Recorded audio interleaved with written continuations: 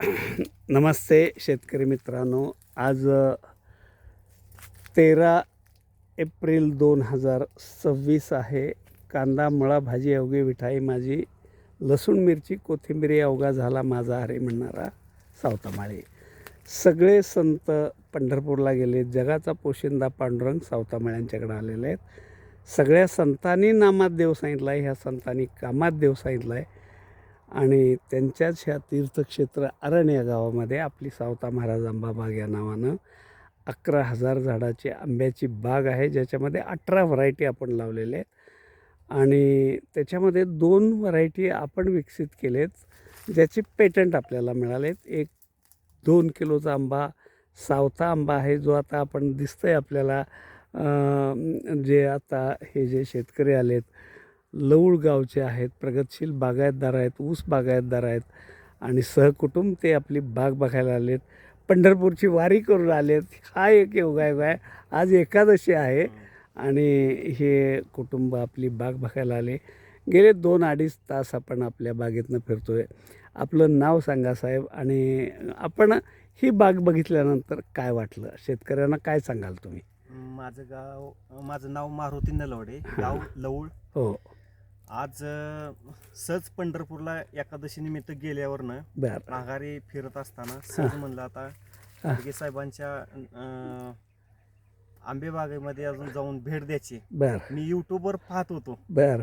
आणि वेळेअभावी इकडं फिरता जमलं नाही मला, हां. बरं कारण बरं आमची बरं. ऊसाची शेती आहे. हो मग हो. आता थोडं फळबागेकडे वळण्याचा योग आहे, हा विचार केलेला करत आहे. आहे. हां हां त्याच्यामुळं सहज बघून जावं म्हटलं बाग. बरं बरं बरं. छान वाटली बाग, एकदम मस्त. हां हां हां. आणि ह्याच्यामध्ये खरं तर सावता हं. जो आंबा आहे हा हो. एकदम मस्त आंबा आहे. हो. आणि शरद 3 किलोचा आहे 3 तो. किलोचा आंबा आहे, तो पण हो. एकदम बेस्ट वाटला. बरं खरंच तुमची बाग पाहिल्यानंतर एकदम मस्त वाटतंय. बरं. कोकणात आल्या सारखं वाटायला लागलंय. बरं बरं आणि इथं येऊन गेलेला शेतकरी खरोखरच आंबा बाग लावल्याशिवाय राहणार नाही असं मला वाटतंय. बरं बरं कारण तुमची बाग बघितल्यानंतर एवढं मन प्रसन्न झालं बरं. आणि एक ऊर्जा निर्माण झाली. बरोबर की, अगदी बरोबर. हो हो हो. आणि आपल्याला ही असंच भविष्यामध्ये चांगलं सुख समृद्धी लाभो, शुभेच्छा देतो. बरोबर.